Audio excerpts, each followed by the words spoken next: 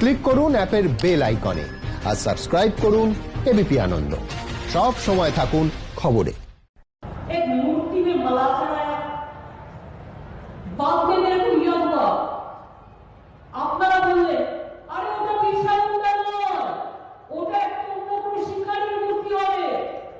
আমি শিকারীকেও সম্মান জানাই, সেও তো আমার ভাই, কিন্তু তুমি মিথ্যে কথা বলছো কেন? তুমি বিদ্যাসাগরের মূর্তি গিয়ে ভেঙে আসবে, তুমি রবীন্দ্রনাথ ঠাকুর বলে আরেকজনের গলায় মালা দিয়ে আসবে, তুমি বিরসা মুন্ডা বলে তুমি আরেকজনের গলায় মালা দিয়ে আসবে, সেটা হবে না। যে অপমান আপনারা করে গিয়েছেন তার বদলায় আমি এটা সরকারকে বলবো না, আমাদের মা মাটি মানুষের যারা করে তারা এটা অলরেডি বলেছে বিরসা মুন্ডার স্ট্যাচু ওখানে তৈরি হবে।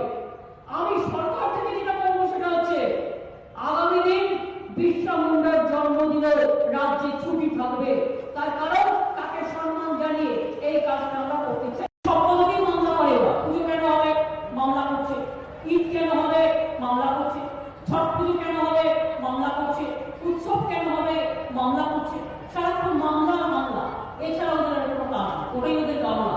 আগামী দিনে সমস্ত ডাস্টবিনে ভরবে আর ফেলবে। রাজ্যের পুরোহিত পরিকল্পনা পুরোহিত করলেন, আমরা এখানে কোনো বয়সের মাপকাঠি রাখছি না, যারা পুরোহিতরা আছেন তারা অ্যাপ্লিকেশন করবেন, যারা 24 ঘন্টা পুরোহিতগিরি করেন অন্য কোনো কাজ করেন না, তাদের সংসারের অবস্থা অনেক সময় আমরা দেখি তাদের কাজ থাকে না, কষ্ট হয়, তাদের জন্য একটা ভাতা করা হয়েছে। যদিও এই ভাতাটা আমরা 1000 টাকা করেছি, আমি আগামী দিন চেষ্টা করবো আমার একটু টাকা সাশ্রয় হলে এটাকে আমি 2000 টাকা করে দেবো। আজকে যখন জিনিসপত্রের দাম একটু বাড়ছে, কারা দায়ী? আগে আলু পটল পেঁয়াজ, তেল, এগুলো রাজ্যের অধীনে এসেন্সিয়াল কমোডিটিস অ্যাক্টে ছিল, নিত্য প্রয়োজনীয় আইনে। এখন দিল্লি কি করেছে? আলুও নিয়ে নিয়েছে। আলু দিয়ে কি করবে দিল্লি? জিজ্ঞেস করুন। দিল্লির সরকার আলু সরকার, সব আলু নিয়ে চলে যাবে, আপনারা আলু সেদ্ধ ভাত খেতে পারবেন না।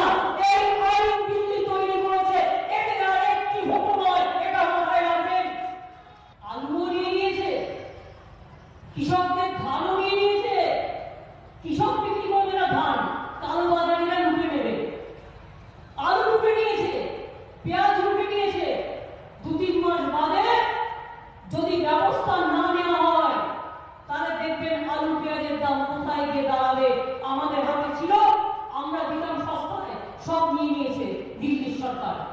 কি করবে? এত খেয়েও পেট ভরছে না, খেতে খেতে দানব দৈত্য তৈরি হয়ে গেছে এরা, তাতেও পেট ভরছে না। এখন ওরা আলু চাই, পটল চাই, চাল চাই, পেঁয়াজ চাই, সব চাই, সব চাই করতে করতে মানুষের জন্য কিচ্ছু নাই, ওদের জন্য সব চাই। নির্বাচনের সময় অনেকের মতো আসবে, দাঙ্গা লাগাবার কথা বলবে, ব্যাংকে আবার টাকাও জমা দিয়ে দেবে ভোটের জন্য।